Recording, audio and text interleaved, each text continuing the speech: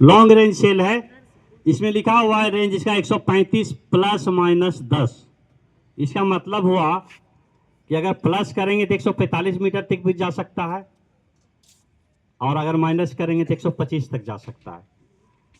तो जब दूरी भीड़ की 125 से 145 मीटर तक होगा तब वैसी स्थिति में इसका हम इस्तेमाल करेंगे।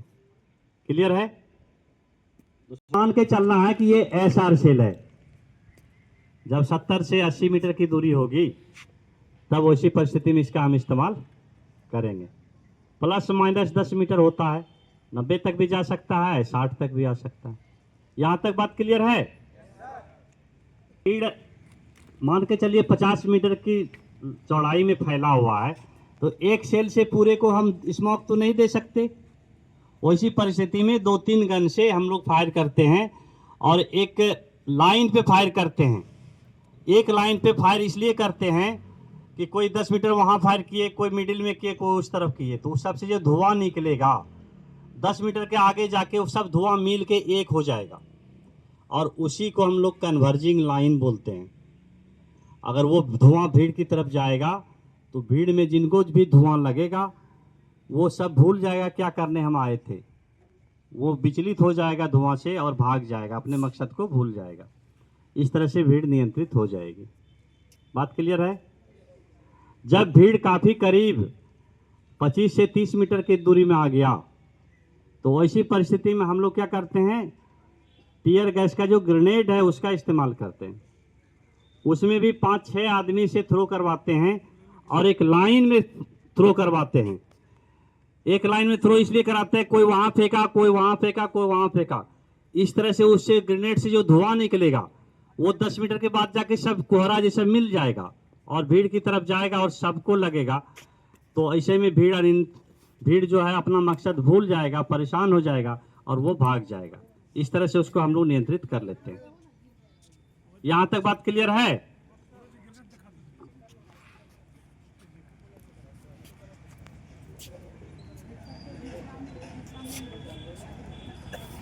हाँ, ये ग्रेनेड जो है, इसको ग्रेनेड को थ्रो करने से पहले यहाँ पे जो लीवर है इसको बोलते हैं, इसको दबाते हैं और इस पिन को खींचते हैं।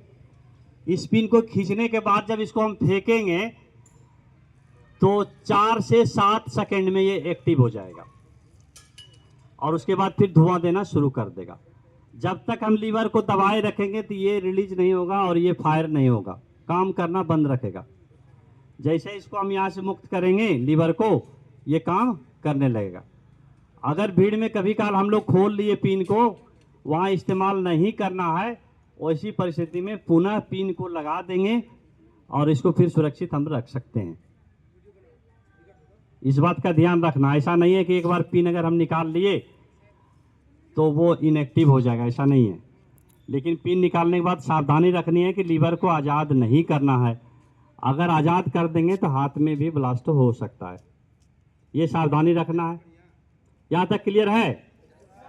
इसमें भी ग्रेनेड कई तरह का आता है।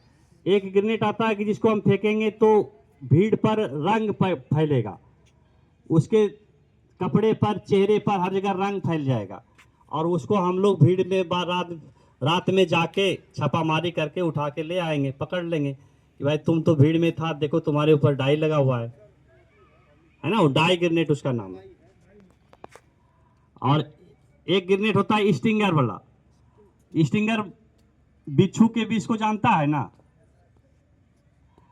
तो उसका जो स्टिंग लगने के बाद जिस तरह से आदमी बेचैन होता है, उसी तरह से उस ग्रेनेड को जब फेंकते हैं तो उसे छोटे छोटे दाना निकलता है जो थोड़ा थोड़ा शरीर को इंजर्ड कर देता है और बिच्छू जैसा विष लगेगा, आदमी परेशान हो जाएगा, तो उसका भी इस्तेमाल करते हैं।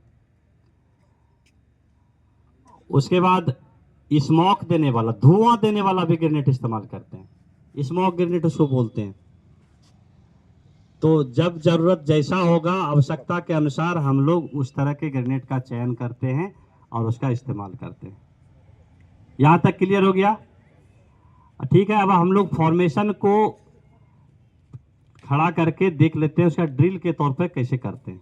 टेस्टिंग के लिए अलग है एक्स्ट्रा।